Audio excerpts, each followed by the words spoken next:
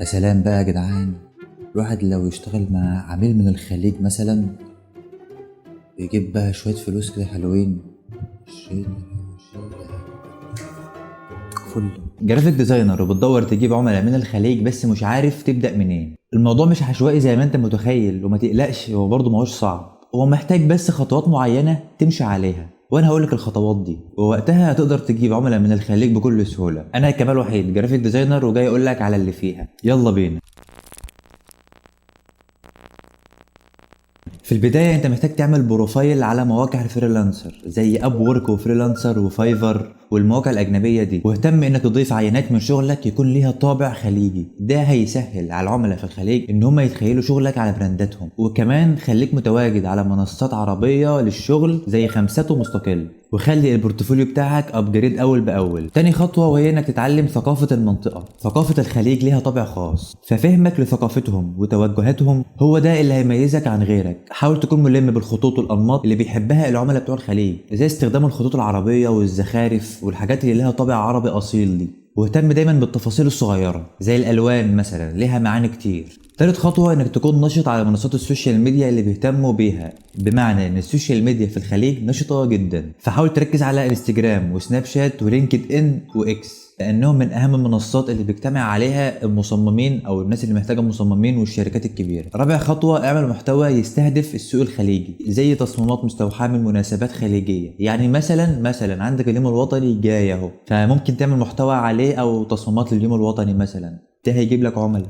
رابع خطوة وهي انك تعمل ويب سايت. لو مفيش عندك موقع ويب اعمل واحد يكون بروفايل ليك كجرافيك ديزاينر. والخطوة دي على فكرة بتفرق مع العملاء بشكل كبير جدا بره، ولازم تاخد بالك وانت بتعمله يكون سهل التصفح وتظهر عينات من شغلك اللي بتهتم بالسوق الخليجي. وحاجة على جنب كده، لو مش قادر تعمل ويب سايت ممكن عندك البيهانس كويس جدا جدا جدا. خامس خطوة وهي انك تعرض خدمات بتستهدف الشركات في الخليج، تصميم البراندات او لوجو او هويات بصرية او شغل دعائي يتناسب مع السوق الخليجي، لان كتير من الشركات في الخليج بتهتم جدا بالدعاية والماركتينج، لان السوق الاونلاين هناك كبير جدا. فركز على انك تهتم بحلول تناسب احتياجاتهم واهتماماتهم هناك. الخطوة السادسة وهي انك تهتم بالتسعير المناسب. تسعيرك لازم يكون مناسب لسوق الخليج. اعمل سيرش عن الاسعار اللي بيتعاملوا بيها بره، اعرف الاسعار في السوق عاملة ازاي، وخليك واقعي بدون ما تقلل من قيمة شغلك طبعا، بس برضه ما تطلعش في العالي قوي، وخصوصا لو انت لسه بادئ يعني. الخطوة السابعة وهي علاقتك مع العملاء الحاليين او العملاء بتوعك اللي بتشتغل لهم حاليا، لانها ممكن تساعدك تجيب عملاء جداد من الخليج. وما تترددش ابدا بانك تطلب منهم يرشحوك لحد تاني. وشارك دايما في الفعاليات الاونلاين او المسابقات اللي بتحصل بين المصممين، خصوصا لو بتستهدف منطقة او براند من الخليج. الخطوة الثامنة استثمر في الاعلانات.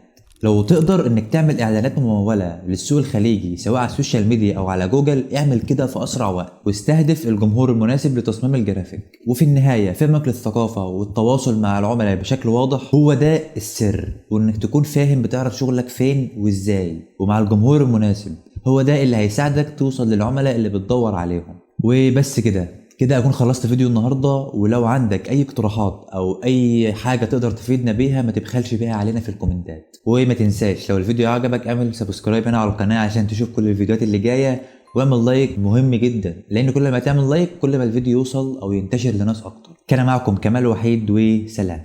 نقوم بقى كده نسترزق ونشوف دنيتنا.